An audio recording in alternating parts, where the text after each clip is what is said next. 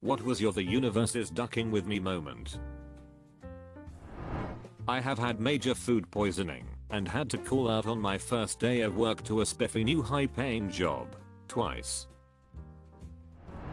Right after moving, I was in a car accident on the freeway during rush hour. Back end of my car was crunched while it was sitting in the parking lot of a collision center waiting to be repaired. A semi backed into the front end. The collision center was right next to a trucking company. When my husband called to tell me what had happened, I thought he was joking. While getting dumped, I was shat on by a pigeon. The evening of my first day without a cigarette in 15 years, I came across a full pack of smokes lying on a window ledge. Laughter ensued. I never had found even one discarded cigarette before, nor since. Obligatory not me, but my mother-in-law. She claims she is cursed and ends up in the hospital every April 1st. Without fail. It started when she was a child, and every year something different gets her: a dog mauling her, a car accident, the balcony security rail giving out and making her fall down 3 stories, numerous wounds from other people's April Fool pranks going wrong, etc. She even has a bunch of scars, and she can tell you which April 1st caused which scar, complete with a full story. One April 1st. We were staying at her place and she made a pillow bunker in her bedroom and literally waited out the entire day in there. She promised to herself that this would be the first April 1st in decades without a hospital visit. Midnight arrived and she triumphantly left her pillow fort, unharmed and victorious. To celebrate, she decided to cook hamburgers for the whole family. The pan, full of burning hot oil, somehow slipped from her hands in such a way that all the oil spilled on her arm. An ambulance had to be called and she needed skin grafts. My personal theory is that the universe got mad. She tried to fight back and turned the April 1st curse up to 11. Back when I was a kid, I borrowed a CD of my dad's without asking, and it ended up becoming lost. We looked everywhere, but it was never found. It was a very unique CD and couldn't be replaced. Dad scolded me, but worse, as only a dad can do. He would tease me about it. Example, we'd be riding in the car and he'd sarcastically say, "Boy, it'd sure be nice to listen to that CD. I wonder where it could be." He never forgot, and he made sure that I never forgot either. Fast forward 10 years, my dad died unexpectedly while at work. It was absolutely devastating. He was everything to me and my family, and we were broken.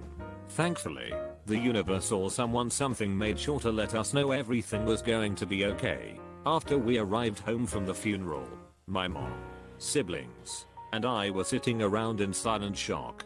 It was Christmas time, so my brother thought he'd try lightening the mood by playing some Christmas music. He went into the CD cabinet, and there, sitting right in front, was the missing CD. We'd gone into the CD cabinet many times a week for years and years. There was no way we could have missed it. That CD had been missing for 10 years. It was like someone placed it there for us to find. We burst into tears and cried until we couldn't. It was beyond belief. August 2019. First weekend in August, I get mugged and punched on a night out.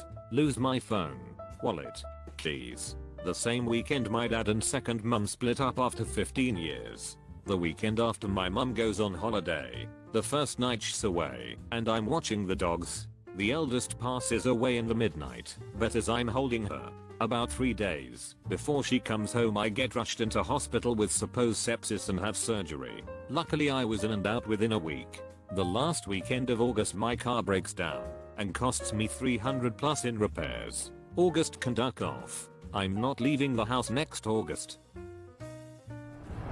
Just yesterday, we had a meeting about restructuring pay, wages and titles. I was the logistics team lead for 6 years before starting up our facilities department 2 years ago. The meeting is going along, then they mention moving up in the company, which piqued my interest. I swapped departments because they didn't want a logistics manager at this site. They then explain that after 2 years in a position they will be either moving people into manager positions or expert positions for people who don't have manager skills or are a department of one like mine.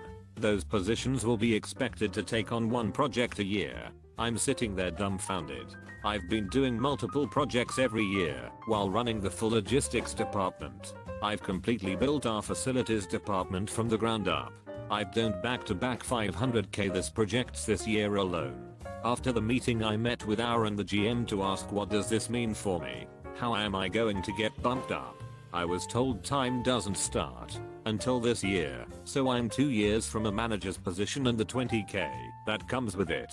I just had my resume professionally done and am sending it out. Duck this company. You can't save this file because it's currently open. I know it's open. I made a change and I'm trying to save said change. The building I work in has 2 one-person bathrooms. In between them, the wall is set back few feet from the rest of the hallway. In that gap is a water fountain. A couple of months ago, I went to the drinking fountain to fill up my water bottle, except there was no water fountain. The wall between the bathroom doors was completely filled in.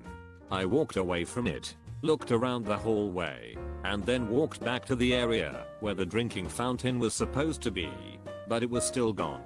Thinking I was crazy, I ended up going back to my office and asking my coworkers if we'd ever had a drinking fountain there to begin with. Of course, they said that there was. I went back to the fountain a 3rd time, and it was there, the same as always. This hasn't happened since. I'm still not sure what the heck was going on that day. When my dog ran out into the street and a car almost hit it, but the car stopped, looked at me, back at my dog, then slammed on the gas pedal, running my dog over in the process. Not as bad as others, but it was last December. I was head over heels in love with this girl and just had spent $2,500 on a vacation for both of us and her parents. The vacation wasn't what I expected: cold weather, hotel was shitty, etc. About 2 weeks after we got back, I started working a lot of art as a carpenter in Minnesota. In December, it sucked, but I had just spent most of my money on said vacation.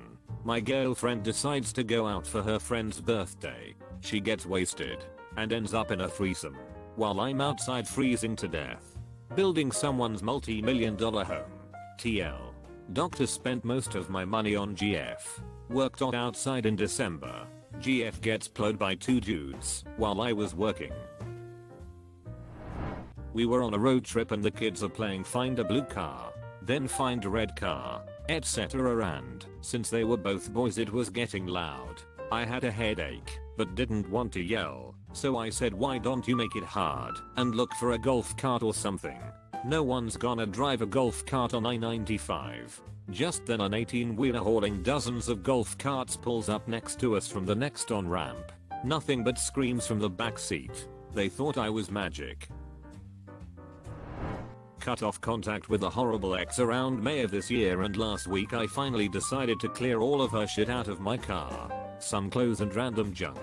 Got it all bagged up and tossed out. The very next day I turned a corner at the store and there she was. I haven't seen or spoken to her in 6 months, and the day after I try to remove items that remind me of her I almost run right into her. Many of my girlfriend's family members have died on the 27th of the month: aunt, uncle, grandmother, and grandfather in separate years. Fast forward a few years since the most recent death, and she had to have emergency surgery due to an injury. The date of that surgery, the 27th. Luckily she was fine, but was freaking out before then. The other week, I found out 2 out of 3 people in a particular friend group are into me. Of course. 3rd person is the person I'm into.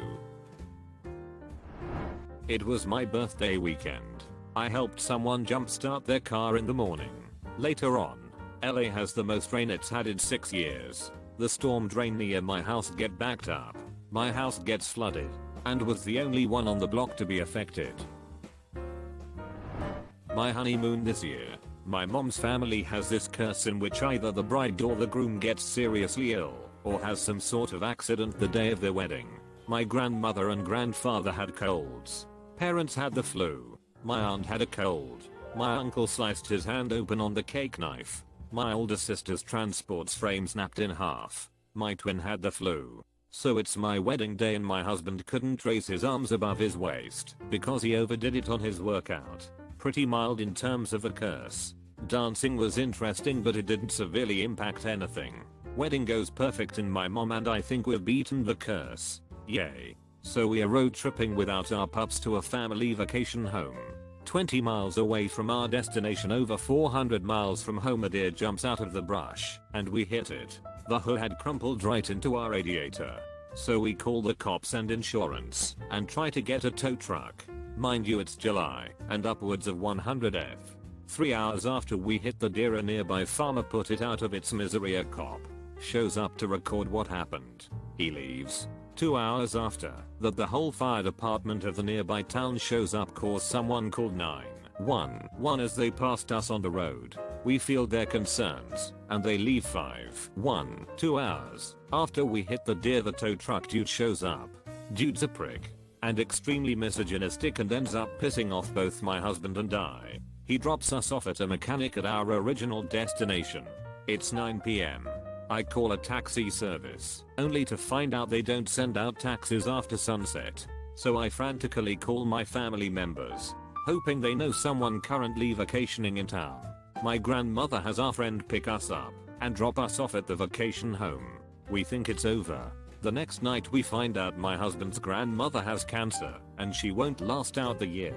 My husband flies out 3 days later to say goodbye. I'm left alone with the mechanics consistently saying the car will be done by the end of the week. 2 weeks after we hit the deer, I drove home to my husband and pups. So I'm not looking forward to what our kids might go through when they get married. Consider subscribing if you enjoyed this video, and if you want to see more of Reddit Universe.